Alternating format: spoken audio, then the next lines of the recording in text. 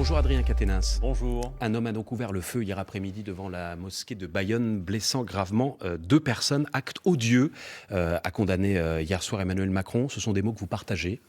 Oui, évidemment, et je condamne très fermement cet acte. J'ai une pensée pour les deux personnes qui sont encore blessées à l'heure où nous nous parlons. Et puis plus globalement, j'ai aussi une pensée à cette occasion pour tous nos compatriotes de confession musulmane qui sont meurtris par une telle attaque, comme ils le sont d'ailleurs quand certains crimes se pratiquent en étant revendiqués prétendument de leur religion. Voilà, je pense que l'ambiance qu'il y a dans le pays depuis quelques semaines est suffocante et que quelque part elle a concouru à ce que les faits commis hier aient lieu. C'est-à-dire sans faire de lien de cause à effet direct. Ce que vous faites tout de même un peu. Mais il y a bien une ambiance, si vous voulez, qui nous donne l'impression désagréable que peut-être c'était inévitable, qu'en tout cas ce genre de fait peut être encouragé par un climat qui s'y prêterait. Je crois que le signal qui est envoyé, c'est celui maintenant de l'apaisement. Moi, ce qui m'intéresse par-dessus tout, et face aux défis auxquels nous sommes confrontés, c'est l'unité du peuple français.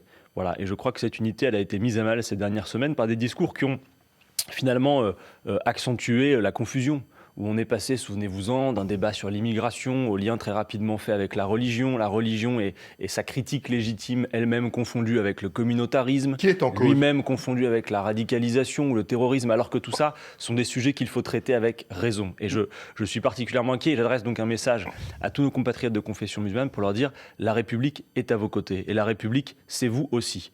Et ceux qui se parent derrière la République ou la laïcité, pour justifier qu'on stigmatise telle ou telle religion, finalement, je le dis à votre micro, font du mal aussi à la République. À qui pensez-vous ? Quand on a vu, par exemple, cet élu du Front National, M. Odoul, qui a humilié, parce qu'il n'y a pas d'autre mot, cette mère de famille qui accompagnait les enfants au conseil régional, quand on a régulièrement des appels, y compris dans les médias, qui peuvent être relayés, je pense au discours abject d'Éric Zemmour, qui appelle les jeunes Français à se battre, on a entendu, pour leur libération, contre l'islamisation de la société. Bon, tout ça, ce sont finalement des provocations, en quelque sorte, qui contribuent à un climat absolument délétère, qui en plus ne permet pas de traiter les sujets avec raison. Voilà. Et donc, voilà sur quoi on aboutit avec cet acte odieux, cet attentat, puisqu'il s'agit d'un acte criminel qui a été commis hier à Bayonne.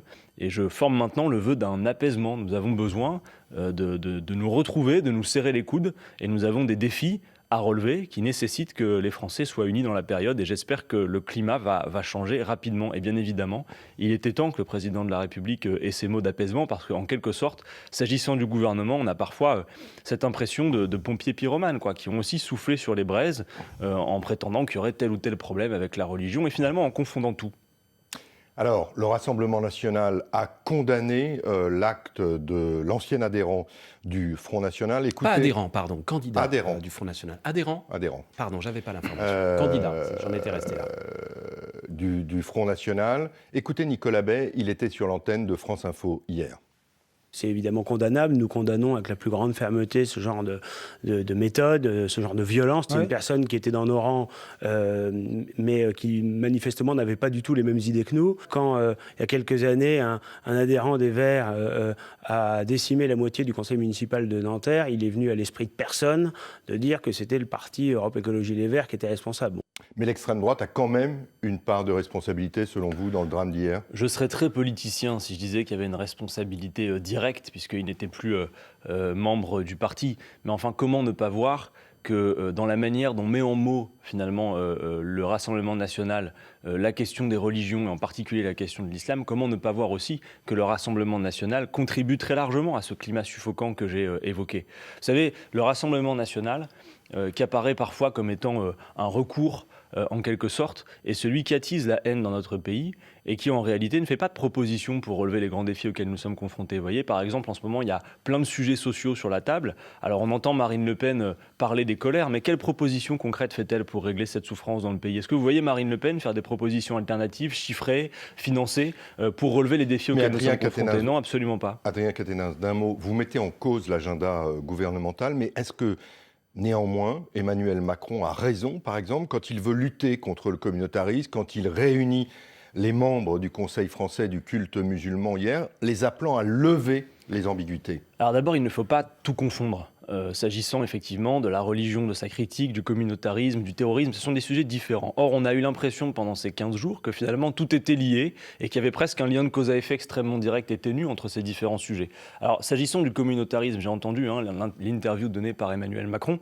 Emmanuel Macron, il a défini le communautarisme comme étant la volonté de ne plus faire partie de la République. Voilà comment il a défini une forme de séparatisme. Alors moi, je pense qu'il commet une erreur de diagnostic, puisque pour que la République soit partout sur le territoire, il faut qu'elle cesse d'être abstraite dans beaucoup d'endroits de ce pays. Moi, je vais vous le dire, je pense qu'il y a beaucoup d'endroits, notamment des quartiers de France, où la République n'existe plus, parce qu'elle a reculé, parce qu'il n'y a plus de services publics, parce que des associations ont été fermées. Donc avant de dire que le communautarisme, et en effet, c'est comme ça qu'on peut le déterminer, la volonté d'une forme de séparatisme, constater quel est le terreau favorable à ce communautarisme, s'il en est un. Et pour moi, c'est le fait que la République, pour beaucoup, est finalement une abstraction. C'est-à-dire, on voit liberté, égalité, fraternité inscrit comme une belle lettre d'intention sur les frontons des mairies. Mais à votre avis, est-ce que l'on vérifie liberté, égalité, fraternité, qui est un projet politique auquel moi, j'adhère à 300% sur tout le territoire de la République? Non, ce n'est pas le cas. Donc la première chose à faire, c'est peut-être ça, d'interroger la place des associations, de l'éducation, des services publics déjà en amont. Et puis après, il y a tout le reste qu'on peut faire, et notamment, c'est vrai, s'agissant de certaines mosquées, où il faut pouvoir interroger, y compris des financements étrangers, dissoudre des associations, c'est vrai.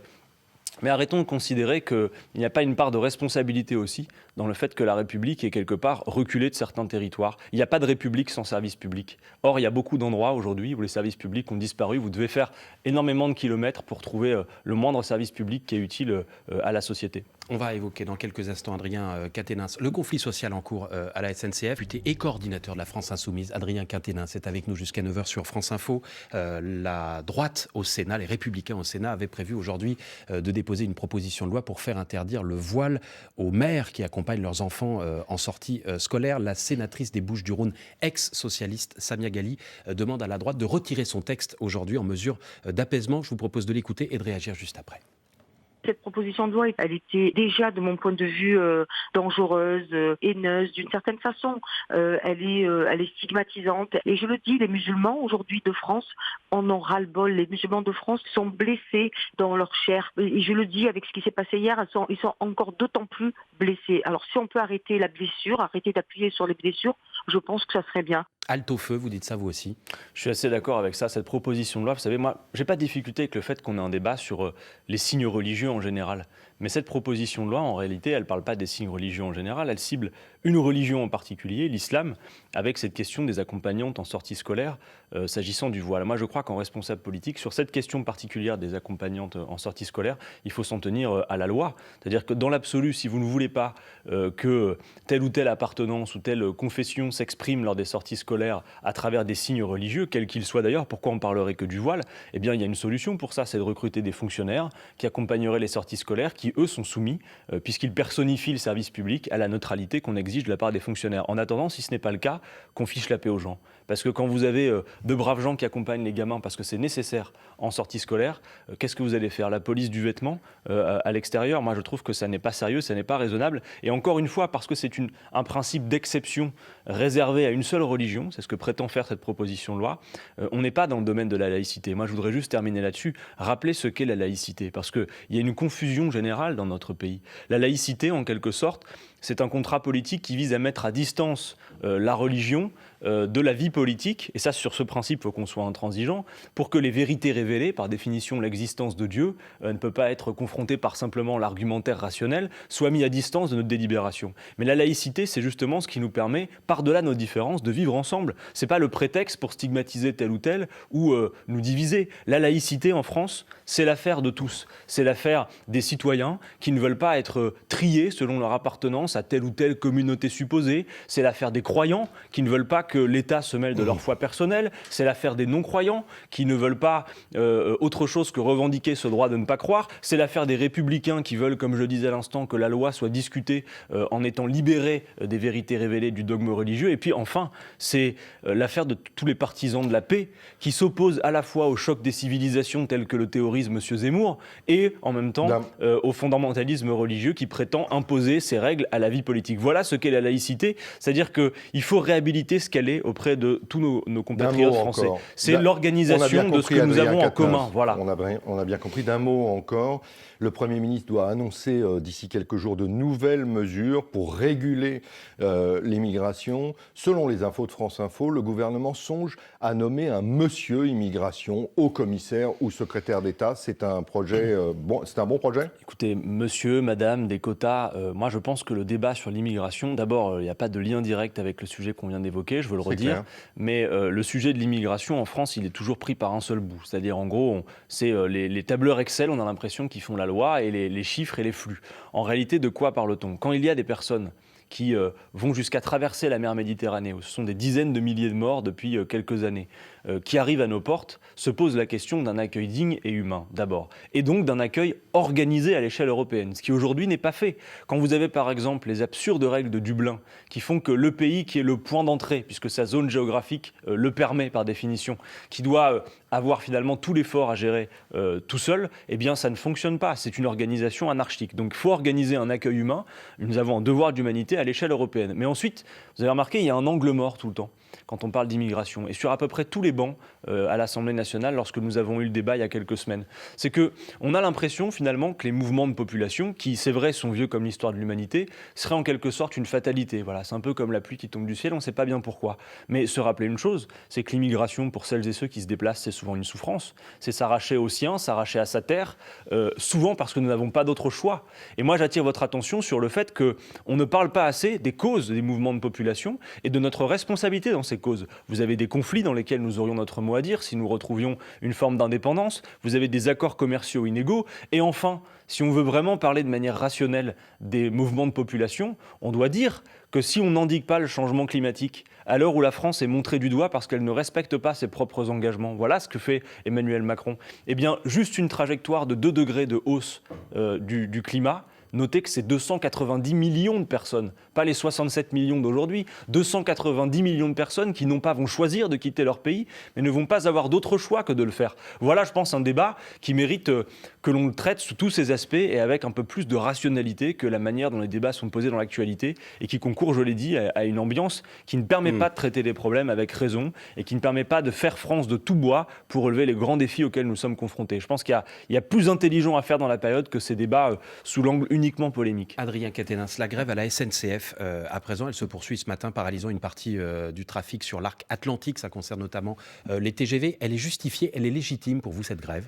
Oui, alors en disant que cette grève est légitime, je dis aussi que j'ai bien conscience que pour ceux qui la subissent, mais comme pour ceux qui la font en quelque sorte, la grève n'est jamais facile, c'est clair. Mais moi je vois une chose dans la période, notamment s'agissant du fameux dossier des retraites dont il est beaucoup question. Je rappelle qu'il est question d'un projet de la direction d'un centre technique situé à Châtillon. Pas uniquement. Il y a le cas du centre de maintenance. Je vais tenter d'expliquer. Projet de la direction sur une réorganisation du temps de travail, en l'occurrence la suppression de 12 jours de congé, projet qui a été retiré par la direction. Aujourd'hui, le conflit porte sur le paiement des jours de grève. Oui, mais vous savez, vous avez partout à travers le monde, et y compris dans de fortes mobilisations qui sont sans commune mesure, que l'on voit parfois un événement fortuit qui fait que la mobilisation se déclenche et puis qui après découle sur d'autres revendications. On en a fait l'expérience récemment avec la mobilisation des Gilets jaunes. Donc il y a d'abord effectivement la grève particulière de ce centre de maintenance, mais vous savez aussi que s'agissant des cheminots, il y a la question des réformes des retraites et de tous ces dossiers sociaux qui sont... conflit en cours. Non, mais regardez les revendications syndicales dans les tracts syndicaux. Il y a bien évidemment le cas particulier de ce centre de maintenance, mais il y a aussi la réforme des retraites, des régimes spéciaux et tout le reste. Donc moi, je veux dire une chose aussi, c'est qu'on a tendance à analyser actuellement tous les conflits sociaux qu'il y a dans le pays sous un prisme très sectoriel, voilà, tout est séparé. En réalité, je vous le dis très franchement, celui qui subit la grève comme celui qui l'a fait ont un intérêt commun, notamment face à la réforme des retraites. Parce que quels que soient vos particularismes, votre appartenance ou pas aux régimes spéciaux dont, à mon avis, on parle trop, puisqu'en réalité, les régimes spéciaux, ça représente, je crois, 3% de la population active de ce pays. Or, on parle uniquement que de ça pour parler de la réforme des retraites. Il y a un intérêt commun à ce que cette réforme n'ait pas lieu, parce qu'elle ne fera que des perdants, et à ce que nous puissions avancer d'autres propositions. Ça veut dire que pour vous, les cheminots sont en quelque sorte les fers de lance de la contestation qui doit monter dans le pays contre la réforme. Écoutez, en tout cas, moi, ce que j'appelle de mes voeux, c'est que, si possible, les mobilisations qui jusqu'alors sont plutôt sectorielles convergent, puisque j'estime que, s'agissant des services publics, de la SNCF, de la RATP, s'agissant des hôpitaux, tôt. Il y a un socle commun de revendications. Je parlais tout à l'heure, je disais il n'y a pas de république sans service public. Eh bien, je crois aujourd'hui que les services publics sont largement mis à mal et que ça concerne autant celles et ceux qui l'incarnent que leurs usagers. Mais voilà en même pourquoi temps, je crois qu'il y a un intérêt commun. cette grève, effectivement, part de 200 agents de maintenance. C'est une grève sans préavis, donc tous les moyens sont bons pour préserver le régime Alors, social. vous avez raison de dire qu'au départ, c'est une grève sans préavis, mais depuis, vous avez vu que les syndicats ont accompagné ce mouvement et donc posé les préavis en bon ordre. En tout cas, ça montre aussi quelque chose, c'est un enseignement du point de vue de la manière dont les mobilisations se trament dans notre pays. Vous savez, les Gilets jaunes n'ont pas attendu qu'une organisation donne un coup de sifflet pour se mobiliser. Et là, de la même manière, et de plus en plus dans beaucoup de secteurs, vous avez comme ça des salariés qui décident de passer à la mobilisation parce qu'ils n'en peuvent plus. Et souvent, c'est vrai, sans forcément respecter les règles d'usage. Et donc ensuite, les syndicats viennent derrière pour faire un travail d'accompagnement qui est salutaire. Et donc on voit bien aussi que ça dit quelque chose du moment. Il y a une exaspération réelle qui fait que parfois on outrepasse même les formes traditionnelles de mobilisation. Ça dit quelque chose aussi du moment politique que nous sommes en train de vivre, mais j'espère qu'on aura le temps d'en parler après. S'agissant de la réforme des retraites, tout le monde a intérêt à ce que cette réforme échoue, et je ne me contente pas de dire ça. Il y a des propositions à formuler pour les retraites. Moi je pense que plutôt que d'avoir pour objectif de ne pas allouer davantage de ressources au financement des retraites, ce qui est finalement le seul objectif de M. Macron, on doit pouvoir se dire, mais finalement, que voulons-nous pour nos vieux jours ? Bien, moi, je souhaiterais que les gens puissent partir à un âge décent, c'est-à-dire où on n'est pas cassé par le travail en mauvaise santé et avec une pension digne. Et je crois que la réforme que prépare Emmanuel Macron ne le permet pas. Adrien Quatennens, Emmanuel Macron a dit hier que la réforme des retraites pourrait finalement s'appliquer uniquement aux futurs entrants sur le marché du travail, c'est-à-dire qu'elle produirait ses effets dans 40 ou 50 ans. C'est une reculade ou c'est un geste d'ouverture ? C'est une astuce en quelque sorte, puisqu'Emmanuel Macron fait un pari. Il se dit que peut-être la génération la plus syndiquée, la plus mobilisée, c'est peut-être jusqu'à telle ou telle génération. Et donc il se dit que s'il outrepasse cette génération et que ça concerne uniquement les nouveaux entrants, peut-être il aura la chance de pouvoir faire sa réforme sans mobilisation. Vous voulez dire que la jeune génération est moins prête à défiler et à se battre pour sauver sa retraite ? Moi, je ne suis pas sûr avec ça, parce que moi, je crois au contraire que la solidarité entre générations elle est très forte dans notre pays et que plus que le calendrier, c'est bien l'intention qui est en cause. Mais j'essaye de décrypter finalement ce qu'essaye de faire Emmanuel Macron. À mon avis, c'est un calcul assez peu habile de sa part qui consiste à dire, voilà, si finalement ceux qui contestent sont enjambés, ben peut-être mais pour c'est ceux juste d'après, une c'est bon. astuce. Différer l'application d'une réforme de 40 ans, c'est juste une astuce. En tout cas, c'est surtout pour lui le fait de pouvoir essayer d'éviter la contestation. Mais le plus important, Jean-Jérôme Bertolus, c'est de regarder finalement l'intention réelle d'Emmanuel Macron. Parce que systématiquement, quand on entend M. Delevoye, M. Philippe ou même M. Macron nous parler de la réforme des retraites, on a l'impression d'être dans le meilleur des mondes, où ça va être plus juste, etc., ça va être équitable. Non, l'intention réelle du gouvernement, quelle est-elle ? Emmanuel Macron l'a dit, c'est de faire en sorte que la part du PIB consacrée au financement des retraites soit gelée à 14%.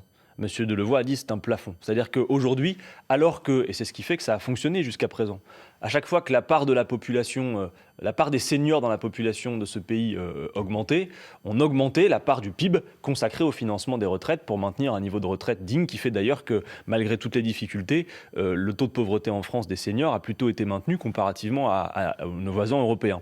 Là, il y a un point de rupture. C'est qu'alors qu'on sait qu'en termes démographiques, il va y avoir toujours plus de seniors, on a la courbe qui est toujours ascendante, Emmanuel Macron dit, s'agissant de la part du PIB, on va geler à 14%. Donc après, si vous voulez, le système par points qui occupe beaucoup de vos papiers et de vos commentaires, en fait, il est juste l'outil, en quelque sorte presque l'algorithme qui va permettre cet équilibre, qui consiste à faire en sorte qu'un même gâteau, qui ne sera pas plus gros, soit partagé par toujours plus de monde. Par conséquent, pas besoin des grands discours de 3 heures à Rodez d'Emmanuel Macron pour comprendre que mécaniquement, ce que cela produit, c'est que pour avoir le même niveau de pension, il faudra soit travailler beaucoup plus longtemps, et le rapport de Delevoye montre que finalement, de génération après génération, ça se décale en fait dans le temps. Ce qui est exclu pour vous de travailler plus longtemps, même si la durée de vie, l'espérance de vie s'allonge, même si nos voisins allemands sont en train de débattre depuis quelques jours d'un report éventuel à 69 ans. J'ai lu ça. Bon, d'abord, première chose, dire l'intention réelle du gouvernement, c'est pas plus de ressources. Maintenant, vous posez la question du temps de travail. J'ai envie de vous dire d'abord, quand on nous dit on vit plus longtemps, donc il faudra travailler plus longtemps, moi je dis toujours, c'est notamment parce qu'on travaille moins longtemps qu'on vit plus longtemps. L'espérance de vie dans ce pays, elle a augmenté à mesure que le temps de travail, dans la vie, dans la semaine, dans l'année, a diminué. Pourtant, on a déjà repoussé l'âge légal de départ à la retraite, y compris dans la dernière réforme Fillon. D'abord, est-ce que ça marche travailler plus longtemps aujourd'hui ? Non, ça ne marche pas. Pourquoi ? À l'âge de partir en retraite, à l'heure où nous nous parlons, vous avez à peu près un actif sur 2 qui n'est déjà plus en emploi. Vous avez dans ce pays 300 000 chômeurs de plus de 60 ans qui, pour l'immense majorité d'entre eux, ont leurs années de cotisation qui sont au chômage. Et à l'autre extrémité de la vie active, vous avez des jeunes qui peinent à s'insérer dans l'emploi. Donc s'agissant y compris de la question du chômage, travailler plus longtemps, ça ne fonctionne pas et ça n'est pas la bonne solution. C'est exclu pour vous, pour toutes les professions, oui, aucune profession... Mais parce que, vous voyez, moi je vais vous dire, et je vais même vous dire comment on finance, faire quelques propositions. Moi, contrairement à Emmanuel Macron, dont l'objectif politique, je vous le redis à ce micro, est de dire « je ne veux pas consacrer plus de ressources au financement des retraites », c'est son objectif. Moi, je considère que ça n'est pas un objectif politique. Et donc, moi, j'ai un objectif politique avec mes amis de la France Insoumise, qui est de dire, et je pense que c'est plus enthousiasmant que de dire « on ne donne pas plus de ressources », qui est de dire « on doit permettre aux gens de partir à la retraite à un âge décent. Nous, on estime 60 ans. Il faut permettre de partir à 60 ans parce que vous avez parlé de l'espérance de vie. Mais si on parle de l'espérance de vie en bonne santé dans notre pays, elle est à 63 ans. Donc ça veut dire que Emmanuel Macron, avec ce report finalement effectif de l'âge de départ par effet mécanique, va proposer aux Français de partir en retraite à l'âge où statistiquement les premiers pépins de santé arrivent. Ça n'est pas tolérable. La retraite est un autre âge de la vie et on doit pouvoir vivre bien en retraite aussi. Et avec une pension digne, ça veut dire quoi pour moi? Ça veut dire que quand vous partez en retraite, eh bien votre niveau de vie ne doit pas décrocher. Comment on peut financer ça? Emmanuel Macron est en manque d'inspiration. Je formule quelques propositions. Il y a des propositions à court terme. Si vous augmentez les salaires, au-delà du fait de relancer la consommation populaire et de la tourner vers, par exemple, considérant la question écologique, de meilleure consommation. Augmenter les salaires, par exemple, de 1%, c'est 2,5 milliards de cotisations en plus. Si vous créez de l'activité et de l'emploi par des grands plans comme la transition écologique, eh bien, vous pouvez aussi, 100 000 emplois, c'est plus d'1 milliard de cotisations. Que vous financez sur le déficit? Non, avec des cotisations en plus. De la même manière... De la même manière, non, je veux dire, le fait d'augmenter les salaires mécaniquement produit que les caisses en termes de cotisation sont plus importantes. Pas patronal, si vous mettez puisque fin... les bas salaires non, mais là, sont même, là, je vous parle même sans ouais. toucher les taux de cotisation à cette heure, je vous parle là, pour le court terme. Pareil, l'inégalité persistante entre le salaire des femmes et des hommes... l'augmentation des salaires, simplement d'un mot? Par un décret, ça s'appelle le SMIC, vrai par décret, exemple, oui. qui permet d'augmenter le SMIC et qui fait qu'après, il y a un effet de diffusion en quelques temps à l'économie. Forcément, ou alors il y a des salaires vous auriez raison de me dire que aussi, ça sont des solutions à court terme. Parce que si vous augmentez les salaires, les pensions que vous versez demain sont aussi plus importantes. Donc après, il y a d'autres choses qu'il faut pouvoir penser. Par exemple, pourquoi pas mettre à contribution les revenus financiers des entreprises? Enfin, les Français le savent, qu'on est le pays record du monde des dividendes versés aux actionnaires et qu'un salarié français travaille quelques 45 jours par an pour les rémunérer. Et enfin, dernière proposition, j'ai pas peur de le dire, il faut réhabiliter la cotisation comme ce qu'elle est. Quand Emmanuel Macron dit aux Français « je baisse vos cotisations, j'augmente votre pouvoir d'achat », c'est faux. Et on le verra tout à l'heure en votant le budget de la sécurité sociale. Baisser les cotisations, ça veut dire affaiblir les caisses de la Sécu, ça veut dire la santé, ça veut dire tout le reste. On peut augmenter les salaires à long terme et augmenter le niveau de cotisation. La cotisation, c'est une part du salaire. Merci à vous, Adrien Quatennens. Non, Jean-Jérôme Berthelus, vous n'avez pas le temps de poser une autre question. On parlera des municipales notamment une autre fois. Merci beaucoup, Adrien Quatennens, d'avoir été ce matin avec nous sur France Info, radio et télé réunis comme chaque matin pour ce rendez-vous.